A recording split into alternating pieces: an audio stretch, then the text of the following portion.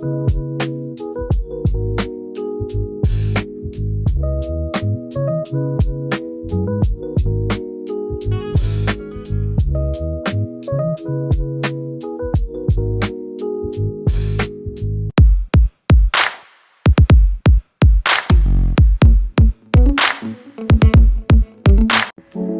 everyone, welcome back to my YouTube channel. ඉතින් මගේ first vlog එකේ part 2 අරගෙන තමයි අද මම ආවේ. සිරිපා කරුණාවේ අපි පහලට කරුණා කරන vlog එක. ඉතින් දිගටම බලන්න.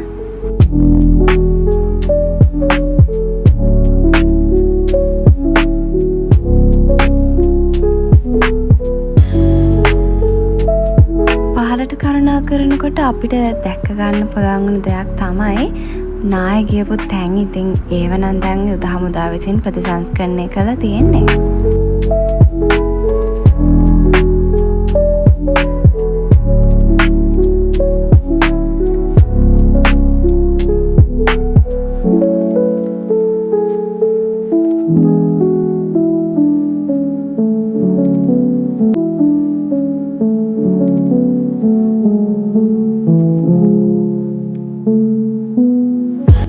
ඉතින් ඔයාලට කියන්න බැරි වුණානේ.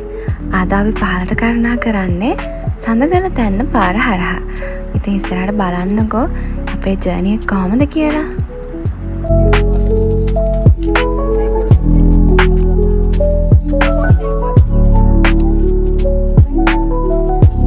සඳගල තැන්න හරහා පාරට කරුණා කරනකොට අපිට තිබුණු ලොකම විශේෂත්වය තමයි මොකද මේ පාරේ පඩි පෙළවල් නැහැ. අපි යන්න ඕනේ මුල් වලින් හැදුණු ගල් වලින් හැදුණු පාරවල් වලින්. ඉතින් මේ පාර කැලේ පාරක්නේ. වාරේදී නම් අපිට යන්න අවසර නම් ගන්න අවශ්‍යතාවයක් තිබුණේ නැහැ. හැබැයි අවාරේ නම් මේ පාරේ යන්න අවසර ගන්න ඕනේ කියලා මං අහලා තියෙනවා.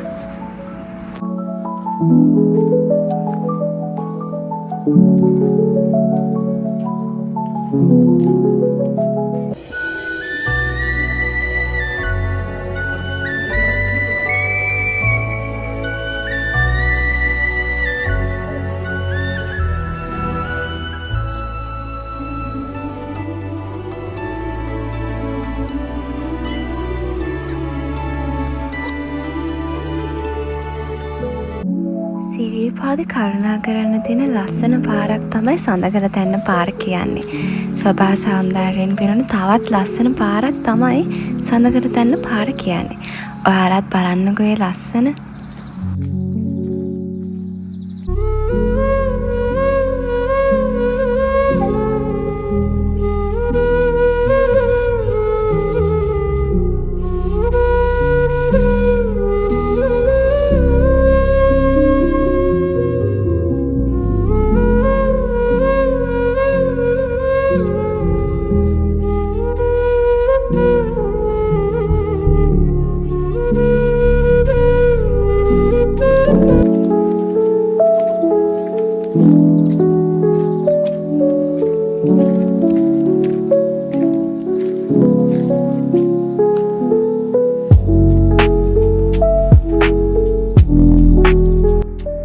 සඳගල තැන්න හරහා පහලට කරුණා කරනකොට අපිට පහවන හැම තැනක් වගේ හරිම ලස්සනයි. ඉතින් අපි හැම තැනකම සුන්දරත්වය හරිම ලස්සනට වින්දා.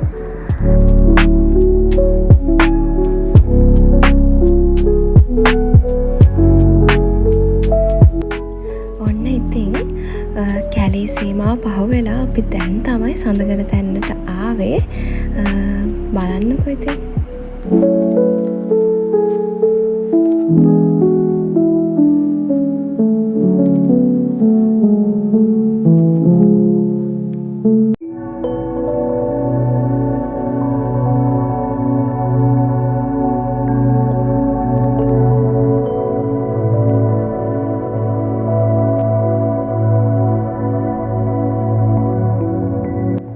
ඉතින් ඔය විදිහට සඳගල තැන්නේදී අපි පොඩ්ඩක් වාඩි වෙලා විවේක ගත්තා.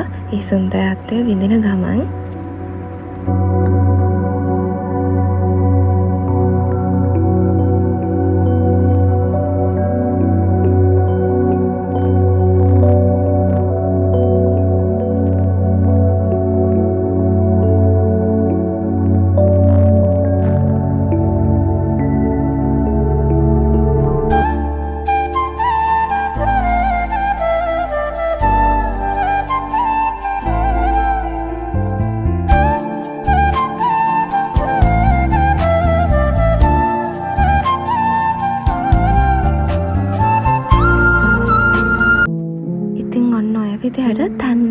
දීලා අපි ආයෙමත් කැලේට යන්න පටන් ගත්තා. ඉතින් ඔන්න ඔය යන අතරමඟ මං හිතුවා ඔයාලට අපිට සිරිපාද කරුණාකරන තියෙන පාරවල් ගැන පොඩි විස්තරයක් කියන්න. දිගටම බලන්නකෝ.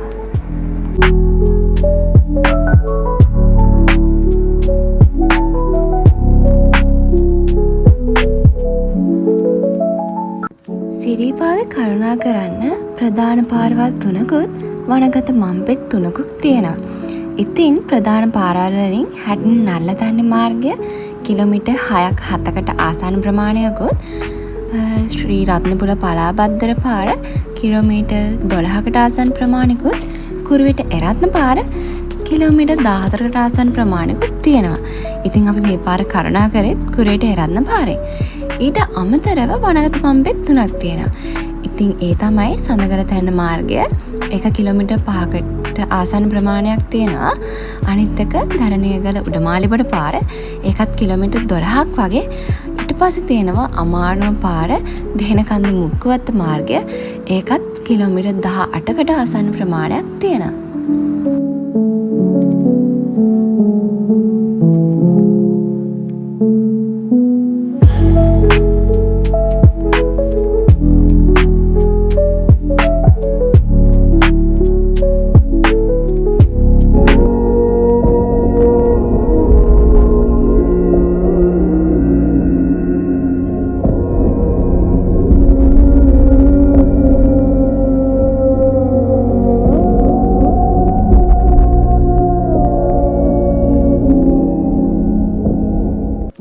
සඳගල තැන්න මාර්ගය කියන්නේ හරිම සුන්දර පාරක්. ඉතින් බලන හැම තැනම මේ වගේ ලස්සන චූටි දිය පාරවල් තියෙනවා.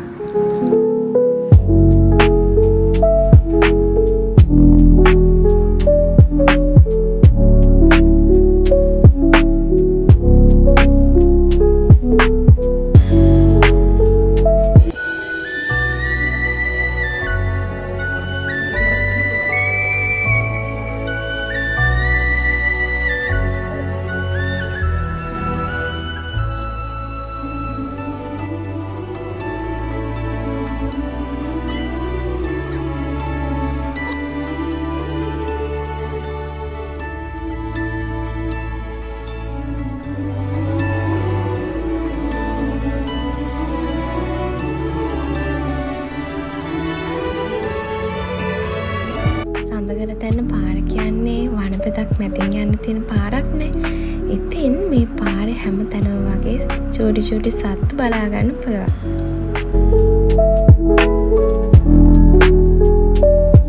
ඔයාලත් බලන්නකෝ.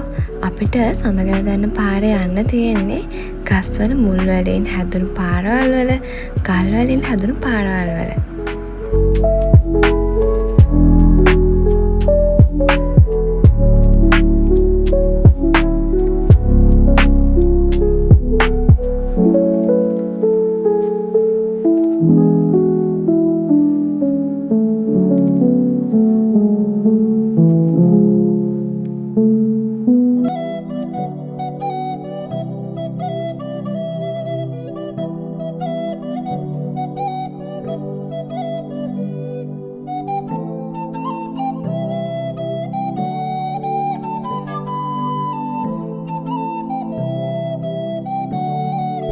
ඔන්න ඉතින් ඔය විදිහට අපේ සිරිපා කරුණාවේ අවසානයට අපි ළඟා වුණා.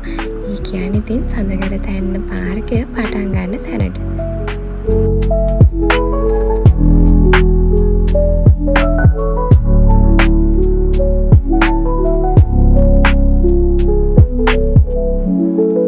ඔන්න ඉතින් ඒ වෙලාවෙදිත් අපිට ඉහළට කරුණා කරන්න යන නඩයකුත් හම්බුණා.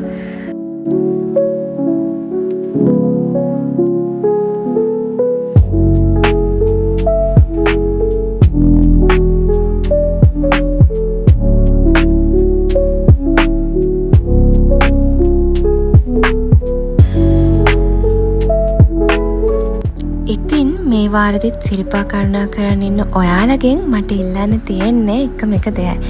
ඒ තමයි මේ ස්වභාව සෞන්දර්යය විඳින ගමන් මේ පරිසරය ආරක්ෂා කරන ගමන් සිරිපා කරුණා කරන්න කියලා තමයි.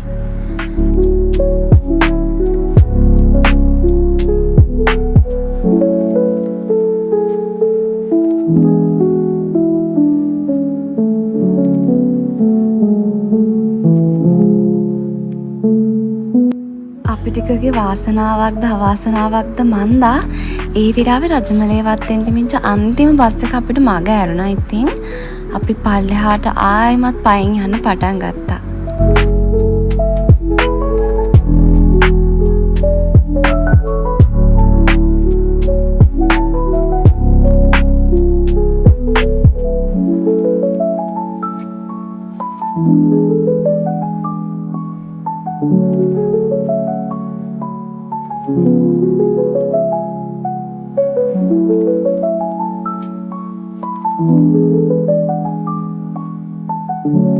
ඉතින් මේ හරිම ලස්සන view එකකුත් තියෙන බලන්නකො මවුසා කැලේ ජලාශයත් එක්ක හරිම ලස්සන view එකක් බලාගෙන තමයි අපි පහළට ගියේ. ඉතින් අවාසනාවකටත් නෙවෙයි. ඉතින් හරිම සතුටින් අපි පල්ලෙහාට ගියේ.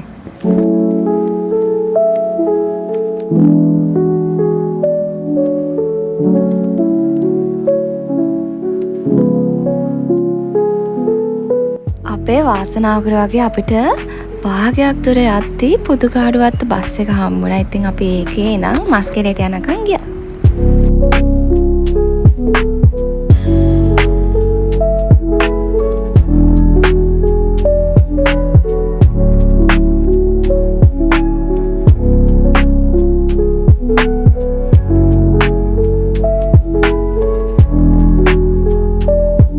බස් එක හම්බුණු සතුටටද මන්දා අපේ අය මස්කෙලේට යනකම්ම ගියේ හරිම සතුටින් නඩ.